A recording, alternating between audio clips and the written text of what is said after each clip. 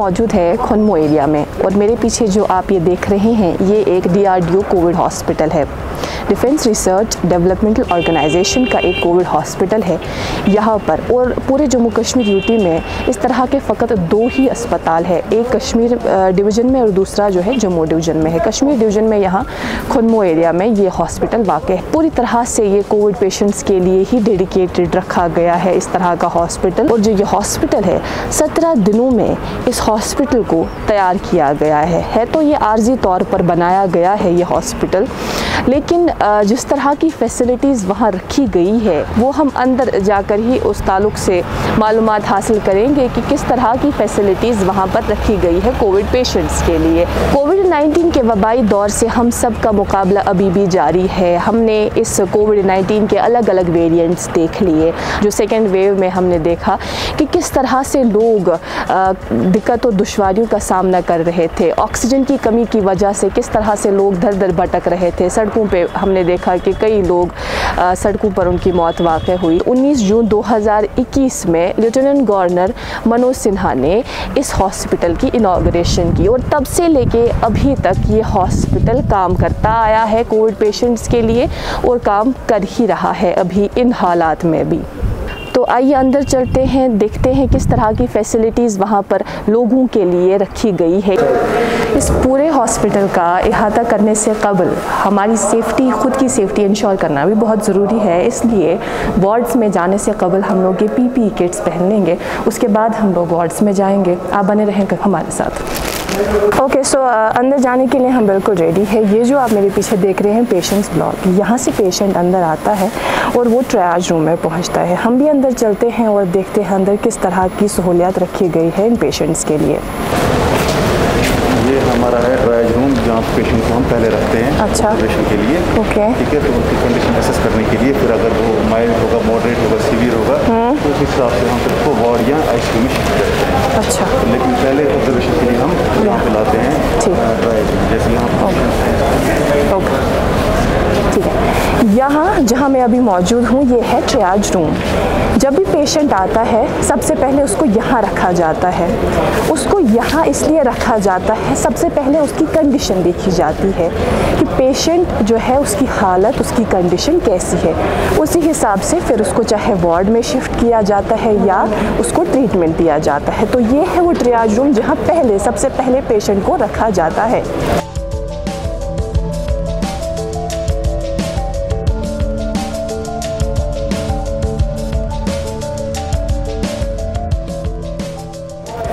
तो ये जो आप मेरे पीछे देख रहे हैं टेस्टिंग लैब है और इसी के साथ एक्सरे ये भी लगा हुआ है। यहाँ पर एक्सरे कराए जाते हैं, यहाँ टेस्ट होते हैं, चाहे रैट हो चाहे RT-PCR हो। फिर वो चाहे पेशेंट हो या फिर वो कोई भी शख्स हो जो चाहता है कि वो टेस्ट करे, कोविड टेस्ट करे, चाहे रैट हो या चाहे RT-PCR, उसकी रिपोर्ट वो यहाँ से हासिल करता है। वो टेस्ट भी बाकायदा यहीं से उसका होता है। तो ये लैब आपको दिखाते हैं कि किस तरह की जदीद फैसिलिटीज़, जदीद सहूलियात यहाँ रखी गई है, यहाँ बाहम रखी गई हैं। तो हम आप देख सकते हैं यहाँ मेरे पीछे कई सारे सिस्टम लगे हुए हैं और साथ ही साथ यहाँ पर जो टेस्टिंग इक्विपमेंट्स हैं जहाँ पर टेस्ट होते हैं तो वो मशीन्स भी यहाँ पर लगी हुई है, जैसा कि आप मेरे पीछे देख सकते हैं।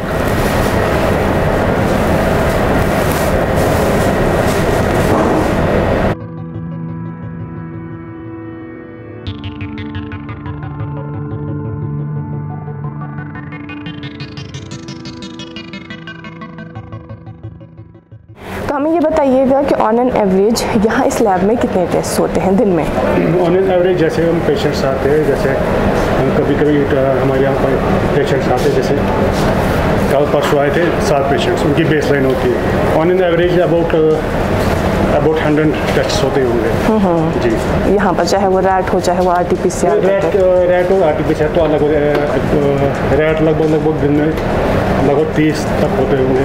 RT-PCR भी लगभग दिन में 10-15 होते होंगे। अच्छा, फिर रिपोर्ट्स वगैरह RT-PCR की कब तक उनको मिलती है, कितने दिनों में वो तैयार होती है? रिपोर्ट्स तो RT-PCR को 24 घंटे लगते हैं और जो बाकी टेस्ट है उसमें लगभग 2-3 घंटे लगते हैं। तो ये है वो सेक्शन जहाँ पर एक्सरेज होते हैं, तो ये एक्सरे वाला सेक्शन है। अच्छा, जो यहाँ पर एक्सरे की फैसिलिटी रखी गई है पेशेंट्स की किस तरह की है, थोड़ा सा इसके बारे में ब्रीफ करें। जी, यहाँ पे जो है ये पूरा डिजिटल रेडियोग्राफी है, इसमें डिटेक्टर्स का यूज़ होता है जिससे पेशेंट को भी बहुत आसानी होती है। तो यहाँ हमारे पास रेडियोलॉजी में 2 डिपार्टमेंट्स है अभी, CT स्कैन और एक्सरे। यहाँ पे हमारे पास डिजिटल एक्सरेज होते हैं, ज़्यादातर जस्ट एक्सरेज ही होते हैं, और हमारे पास जो CT स्कैन होते हैं वहाँ 4 CT ज़्यादातर होते हैं, हाई रेजोल्यूशन जस्ट। ये CT जी, ये है इस हॉस्पिटल का वेटिंग एरिया, वेटिंग रूम भी जिसको कहते हैं। यहाँ पर पेशेंट्स आते हैं और वो यहाँ पर वेट करते हैं, और इसके साथ ही आप देख सकते हैं मेरे पीछे CT स्कैन, जहाँ पर CT स्कैन कराए जाते हैं, वहाँ हम अंदर चलेंगे और देखेंगे कि वहाँ पर किस तरह की सहूलियत बाहम रखी गई है।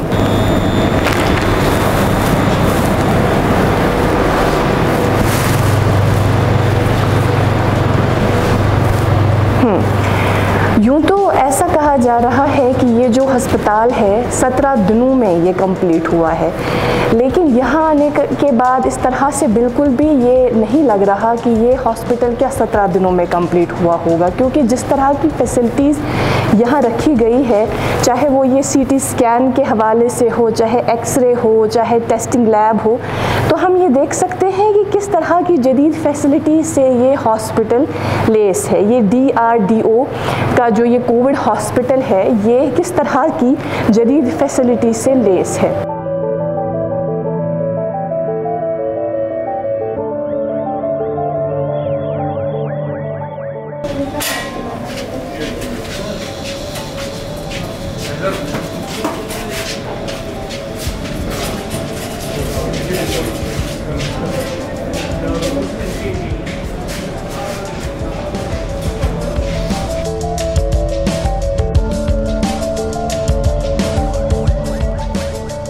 हाँ, आप देख सकते हैं वे टू ICU वार्ड लिखा हुआ है, तो आइए हम चलते हैं वार्ड्स और ICU की ओर।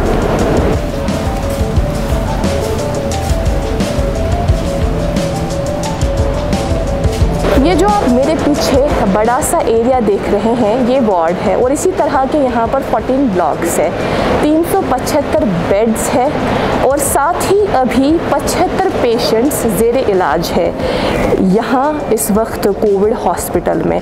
तो आइए अंदर चलते हैं। इसी तरह के कई सारे वार्ड्स हैं, कई सारे ब्लॉक्स भी है। यहाँ पर ट्रैवलर्स जो बाहर से आते हैं उनको अलग रखा जाता है, इस तरह की भी फैसिलिटी यहाँ पर है, वो भी हम दिखाएंगे आपको कि कहाँ पर उन्हें रखा जाता है।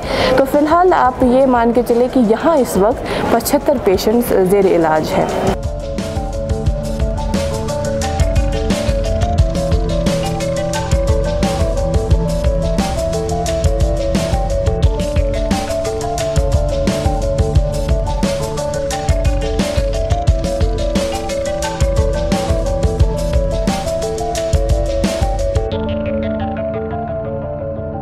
पेशेंट्स को एक होप देने की भी ज़रूरत है। यहाँ इस वार्ड में इस तरह का एक बोर्ड भी लगा हुआ है, पुरसुकून रहो, एतमाद करो। और यहाँ आप देख सकते हैं कितने सारे ऑक्सीजन सिलेंडर्स हैं जो इन्हीं पेशेंट्स के लिए है। जब जब इनको ज़रूरत पड़ती है तब तब ये ऑक्सीजन सिलेंडर्स इनके काम आते हैं। ये तो रहा वार्ड जहाँ पर हमने बात की कि कितने ब्लॉक्स हैं, कितने बेड्स हैं।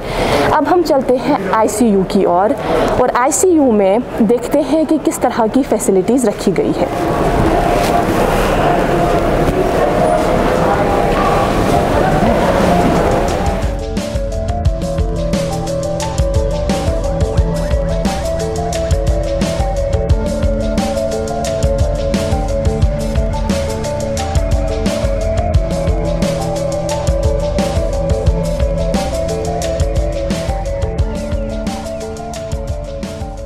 अभी पहुँचे हैं ICU में, यानी इंटेंसिव केयर यूनिट सेक्शन में, जहाँ पर 4 ब्लॉक्स है और 125 बेड की फैसिलिटी यहाँ रखी गई है।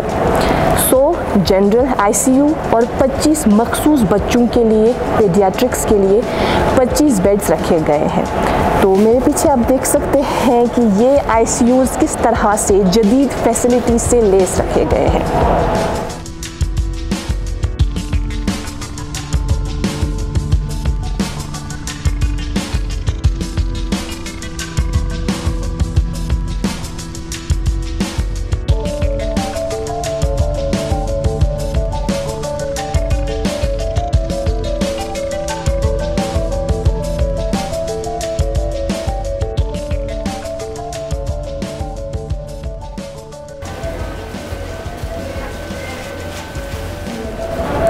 इंटेंसिव केयर यूनिट के पेडियाट्रिक सेक्शन में अभी हम मौजूद है। यहाँ पर बच्चों के लिए मखसूस 25 बेड्स की फैसिलिटीज़ रखी गई है। तो यहाँ आप देख सकते हैं मेरे पीछे कुछ ऐसे बच्चे ज़ेर इलाज हैं जो कोविड के साथ अभी मुकाबला कर रहे हैं।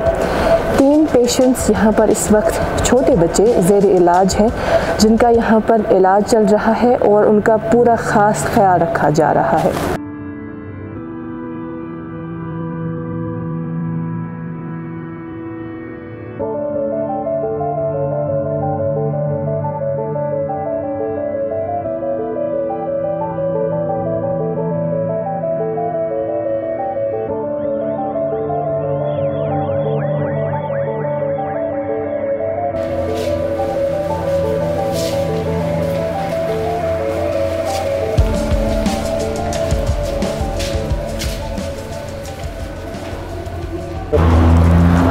हम अभी इस हॉस्पिटल के मॉर्चरी के बाहर है, मुर्दा खाना है ये जो आप मेरे पीछे देख रहे हैं। चाहे किसी पेशेंट की अल्लाह बचाए डेथ होती है रात को तो उसे यहाँ रखा जाता है जब तक कि एम्बुलेंस ना आए और उसको घर की ओर रवाना ना की जाए या उसके घर के अफराद खाना ना आए ताकि उसको घर लिया जाए।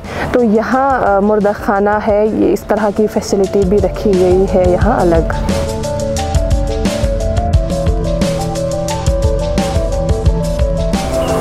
कोविड-19 के वबाई दौर ने हमें बहुत कुछ दिखाया, बहुत कुछ सिखाया और एक दौर वो भी आया कोविड-19 का जब हमने ये देखा कि लोग किस तरह से सड़कों पर अपनी जान दे रहे हैं जस्ट बिकॉज ऑफ ऑक्सीजन की कमी थी। तो यहाँ इस हॉस्पिटल में 2 ऑक्सीजन प्लांट्स की फैसिलिटी भी रखी गई है। मेरे पीछे आप देख सकते हैं ये है PSA और ये जो है ये है LMO। क्या है ये PSA और क्या है ये LMO, इस ताल्लुक़ से हमें जो यहाँ पर जूनियर इंजीनियर है वो हमें इसके बारे में ब्रीफ करेंगे। और साथ ही जो आप ये गाड़ी देख रहे हैं ये पानीपत से आती है ऑक्सीजन लेकर, तो वो यहाँ इस टैंक में फिल किया जाता है।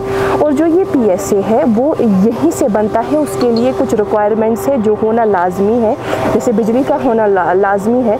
तो वो यहाँ ऑक्सीजन यहाँ पे हम खुद जनरेट कर सकते हैं। यहाँ जो है ये पानीपत से ये गाड़ी आती है जो कि फिर टैंक्स में फिल किया जाता है। Myself Akash Ganju, I am from mechanical engineering department as junior engineer here, site incharge for this department. ये हमारे पास यहाँ पे DRDO हॉस्पिटल में 2 टाइप के प्लांट्स हैं, एक लिक्विड ऑक्सीजन का और एक PSA प्लांट है। लिक्विड ऑक्सीजन में क्या रहता है, जैसे आप यहाँ पे अभी गाड़ी देख रहे हैं, ये हर बार आती है पानीपत से यहाँ पे अराउंड 20 टन के आसपास मटेरियल लेके तो इसमें फिल करते हैं। तो ये आगे इसके आगे वेपराइजर्स लगे हैं, वो फर्दर कन्वर्ट होके हमें अंदर गैसेस फॉर्म में मिलता है। इसी टाइप से ये प्लांट है, ये बेसिकली PSA प्लांट है, प्रेशर स्विंग एड्जॉर्प्शन। ये जनरल एयर जो है हमारी उसी में से हवा लेता है और अंदर प्योर ऑक्सीजन करके उसको कन्वर्ट करके दे देता है। तो इसमें डिफरेंस यही है कि इस प्लांट में हम बेसिकली मान लीजिए आप एक टाइप की स्टोरेज हमें अवेलेबिलिटी रहनी चाहिए, तो ये किसी पर डिपेंडेंट नहीं है, ये जनरल एटमॉस्फेयर से ही लेके बस इसमें यह है कि इलेक्ट्रिसिटी कंजप्शन और मेंटेनेंस वगैरह जो इसमें उतनी नहीं है। तो ये 2 टाइप्स के प्लांट्स हैं अंदर ICU में। बाकी ये 500 बेडेड हॉस्पिटल है, 125 बेड्स आई थिंक ICU के लिए हैं, रिमेनिंग 375 जनरल वार्ड के लिए हैं। तो इसकी सप्लाई बेसिकली जनरल वार्ड के 3-4 कॉलम्स को ही दी गई है, सबके लिए नहीं है। तो मेन प्लांट अगर हम देखें जो पहले से या प्री इंस्टॉल्ड है, दैट वाज दिस LMO। देखिए, आप जानते हैं कि जब 2021 में मार्च अप्रैल में कोविड की जो सेकंड वेव थी, लहर थी, तो उसमें काफ़ी पेशेंट्स ऑक्सीजन डिपेंडेंट हो गए थ्रू आउट कंट्री। तो जो सेकंड वेव थी वो डिफरेंशिएट हुई फर्स्ट वेव से, क्योंकि बहुत सारे जो पेशेंट्स हैं वो ऑक्सीजन डिपेंडेंस की वजह से हॉस्पिटल एडमिशन्स की बहुत ज़्यादा शिद्दत ज़रूरत पड़ी। तो अकॉर्डिंगली जो government of India, ministry of health and family welfare, उन्होंने जो स्टेट और यूटी गवर्नमेंट्स को अलर्ट किया और एक रॉबस्ट प्रोग्राम बना जिससे कि इंफ्रास्ट्रक्चर को गियर अप करने की हिदायत दी गई। और स्पेशली उसमें ये था कि ऐसे हॉस्पिटल्स क्रिएट करें जिसमें हम ऑक्सीजन की सप्लाईज़ को कंटिन्यूसली इंश्योर करें और ज़्यादा बेड्स पे इंश्योर करें।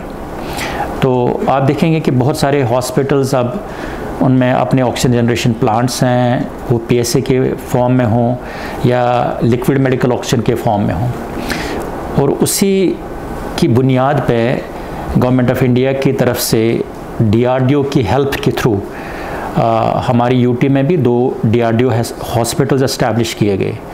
तो जो हमारा श्रीनगर का हॉस्पिटल है ये 510 बेडेड हॉस्पिटल है। ये 17 दिन में तैयार किया गया और 9 जून को इसकी इनॉग्रेशन हुई लेफ्टिनेंट गवर्नर की तरफ से, और फिर 15 जून से हमारे एडमिशन शुरू हुए, 15 जून 2021 से। और तब से हमारा ये जो सफ़र है वो कंटिन्यू चल रहा है। और हमारा जो स्टाफ है, डॉक्टर्स, जिसमें हमारे ज़्यादातर physicians, paediatricians, anaesthetist, medical officers, anaesthesia technicians, lab technicians, x-ray, radiology, nursing staff, sanitation staff, कम से कम 450 लोगों पे महदूद है। और हमने कंटिन्यूसली तब से as stand alone COVID hospital का काम किया कश्मीर प्रोविंस में। और कंटिन्यूसली हम कश्मीर प्रोविंस के हर डिस्ट्रिक्ट से एक प्रॉपर रेफरल सिस्टम के थ्रू, जो डिविजनल कंट्रोल रूम के कोविड कंट्रोल रेफरल सिस्टम है, वहाँ के थ्रू हम पेशेंट्स रिसीव करते हैं और कुछ पेशेंट्स ऑन देयर ओन भी आते हैं। तो अभी तक हम टचिंग 1000 मार्क को टच करने जा रहे हैं, और जिसमें हमने तकरीबन 800 पेशेंट्स को अभी तक ठीक तरीके से डिस्चार्ज भी किया है, और मोर देन 100 आईसीयू एडमिशन्स भी हैं। और जिसमें ऐसी भी स्टोरीज़ हैं कि बहुत सारे ऐसे पेशेंट्स थे जिनके आईसीयू में स्टे 20, 25, 30 दिन तक का भी था, और वो सफ़र भी उनका काफ़ी अच्छी तरीके से सपोर्ट मिल के रिकवरी फेज़ में वापस वार्ड में जाके और फिर घर भी चले गए। ऐसे भी पेशेंट्स हैं बहुत सारे। इस हॉस्पिटल में हर बेड जो है वो ऑक्सीजन एनेबल्ड बेड है। ऑक्सीजन की अनइंटरप्टेड और कंटिन्यूस सप्लाई हमेशा मिलती है। 510 के 510 बेड्स ऑक्सीजन सपोर्टेड है। आईसीयू में हमारे 125 बेड हैं, जिसमें हमारे 25 बेड पीडियाट्रिक आईसीयू के लिए डेडिकेटेड है। अभी भी अगर आपने देखा होगा कि हमारे पीडियाट्रिक पेशेंट्स वहाँ एडमिटेड हैं, और पिछले 1-1.5 हफ्ते में हमने तकरीबन 23 से 25 पीडियाट्रिक बच्चों को डिस्चार्ज भी किया इस हॉस्पिटल से। इंफ्रास्ट्रक्चर आपने वहाँ देखा होगा कि हर बेड के साइड में एक वेंटिलेटर, जो बाईपैप सीपैप मशीन्स हैं, हाई फ्लो डिवाइसेस हैं, वो रेडीली अवेलेबल है। वो हमें डीआरडीओ की तरफ से भी मिला, डायरेक्टरेट हेल्थ सर्विसेज कश्मीर की तरफ से भी मिला, और जेके मेडिकल सप्लाईज कॉरपोरेशन की तरफ से भी काफ़ी मदद मिली। नेशनल हेल्थ मिशन ने अपनी तरफ से जो सपोर्ट करना था इस हॉस्पिटल को, काफ़ी सपोर्ट मिला है। जो हमारे फाइनेंशियल कमिश्नर और एडिशनल चीफ सेक्रेटरी थे डलू साहब, उन्होंने स्टार्टिंग में काफ़ी एज पैटर्न का काम करके इसको काफ़ी डायरेक्शन दी इस हॉस्पिटल को। फिर प्रिंसिपल मैडम सामिया रशीद ने कंटिन्यूसली मॉनिटरिंग, और अभी भी कंटिन्यूसली हर दिन अंडर उनकी मॉनिटरिंग में ये हॉस्पिटल चल रहा है। जो प्रेजेंट एडिशनल चीफ सेक्रेटरी हैं वो कंटिन्यूसली हमारी मॉनिटरिंग करते रहते हैं। हर दिन हमारी मीटिंग होती है 5:30 बजे, तो वो कंटिन्यूसली हमारी अपडेट्स लेते हैं इस हॉस्पिटल में, और इस हॉस्पिटल की तरफ काफ़ी ध्यान देते हैं। और जो भी रिक्वायरमेंट्स डे बाई डे, अगर हमारे नए चैलेंजेस खड़े होते हैं तो उनको एड्रेस करते हैं। तो बहुत ही प्रॉम्प्ट तरीके से हमारी हर शिकायत कंप्लेंट को सुनते हैं, और प्रॉम्प्ट रिस्पांस के थ्रू हमारी हर कंप्लेंट एड्रेस हो जाती है। और इस प्रॉपर कंटिन्यूस एक monitoring system mechanisms in place जो है, मैं आपको यकीनन बताता हूँ कि इस हॉस्पिटल में अभी तक किसी भी पेशेंट को अपनी जेब से कोई खर्चा नहीं करना पड़ा है। जो पूरा पेशेंट केयर है एब्सोल्युटली फ्री ऑफ कॉस्ट है, चाहे इसमें कितने ही एक्सपेंसिव ड्रग्स हों, चाहे इसमें कितने ही एक्सपेंसिव इंफ्रास्ट्रक्चर का यूज़ हो, थ्रू आउट देयर जर्नी कितना ही प्रोलॉन्ग्ड स्टे हो, तो कभी भी किसी भी पेशेंट को कभी कोई भी खर्चे का सामना नहीं करना पड़ा है, एब्सोल्युटली फ्री ऑफ कॉस्ट है। तो आप जो हमारी रिकवरी रेट्स भी देख रहे हैं कि 800 पेशेंट्स हमने अभी तक डिस्चार्ज किए हैं, ये बहुत अच्छी रिकवरी है। उसका सबसे बड़ा जो रीज़न है, जो हमारा सैनिटेशन है, क्लीनिनेस है और कंटिन्यूस जो ऑक्सीजन सप्लाई है वो इंश्योर्ड रहती हैं, और उसमें हमें काफ़ी रिकवरी में, क्विक रिकवरीज़ में एक मदद मिलती है उससे। मैं तो यही चाहूँगा कि जब भी आप ये मैसेज डिसमिनेट करें हमारे लोगों में, उनको आप एक कॉन्फिडेंस बिल्ड करने की कोशिश है कि एक बहुत ही अच्छा नया मॉडर्न हॉस्पिटल है जिसमें इंफ्रास्ट्रक्चर, रिसोर्सेज, मेडिसिन्स, हर चीज़ दस्तयाब है। तो कभी भी अगर कोई पेशेंट जिसको कोविड रिलेटेड हॉस्पिटल एडमिशन की ज़रूरत हो, तो ये हॉस्पिटल हमेशा as stand alone COVID hospital वो खदमत के लिए तैयार है। जो DRDO कोविड हॉस्पिटल है, स्टैंड अलोन कोविड हॉस्पिटल है पूरी कश्मीर प्रोविंस के लिए। इसका मतलब ये है कि साफ जाहिर है कि हमारी जो मैंडेट है, हम पूरे कश्मीर के किसी भी इलाके से पेशेंट लेते हैं, और हमारी जो रेफरल्स हैं वो हर डिस्ट्रिक्ट से हैं, चाहे वो दूर दराज बानीहाल, काजीगुंड, कुकरनाग, पहलगाम से लेके उरी, गुरेज़, हर तरफ से हमारे पेशेंट्स यहाँ पे जो मॉडरेट से सीवियर हैं उनकी एडमिशन्स यहाँ पे होती हैं। यूजुअली हम इस हॉस्पिटल में मॉडरेट टू सीवियर पेशेंट्स, जो मॉडरेट कोविड और सीवियर कोविड्स का एडमिशन होता है, जो बहुत क्रिटिकल होते हैं उनको हम ICU में एडमिट करते हैं, और जो मॉडरेट और सीवियर है उनको हम वार्ड मॉनिटरिंग में ही ठीक कर देते हैं, इलाज करते हैं उसमें। तो जो आपने बता दिया डायग्नोस्टिक्स का, तो डायग्नोस्टिक्स में एक स्टेट ऑफ आर्ट आपने देखा ही होगा कि एक अल्ट्रा मॉडर्न लैब है इक्विप्ड, जो पूरी कोविड प्रोफाइल और ICU सपोर्टेड, जो भी ICU को सपोर्ट चाहिए लैब की, तो वो सारी डायग्नोस्टिक्स हमारी अवेलेबल है। डिजिटल रेडियोग्राफी भी अवेलेबल है, CT स्कैन जो 128 स्लाइस का अवेलेबल है। तो कोविड रिलेटेड जो भी बैकग्राउंड, जो हमें बैक सपोर्ट में डायग्नोस्टिक्स चाहिए, वो रेडीली, और वो भी तकरीबन वॉर फुटिंग पे गवर्नमेंट ने हमें अवेलेबल कराया। तो हर फैसिलिटीज़ बिल्कुल 24/7 अवेलेबल है। इस पूरे अस्पताल का मुहासिबा करने के बाद हम इस बात का अंदाज़ा खुद लगा सकते हैं कि किस तरह की फैसिलिटीज़ से लेस है ये अस्पताल, जो कि मखसूस कोविड पेशेंट्स के लिए ही बनाया गया है। DRDO कोविड हॉस्पिटल खनमो, DRDO यानी डिफेंस रिसर्च डेवलपमेंटल ऑर्गेनाइजेशन के नाम से ये हॉस्पिटल यहाँ पर मौजूद है। और कितने अराजी पर ये फैला हुआ है, कौन कौन सी सहूलियत यहाँ पर दस्तयाब है, किस तरह की फैसिलिटी यहाँ पर रखी गई है, वो तो हमने आप तक इस रिपोर्ट के ज़रिए से पहुँचा दिया। फ़िलहाल अभी के लिए इतना ही, हमें दें इजाज़त। कैमरा पर्सन हिलाल शाह के साथ मैं इकरा खून, कश्मीर लाइव के लिए।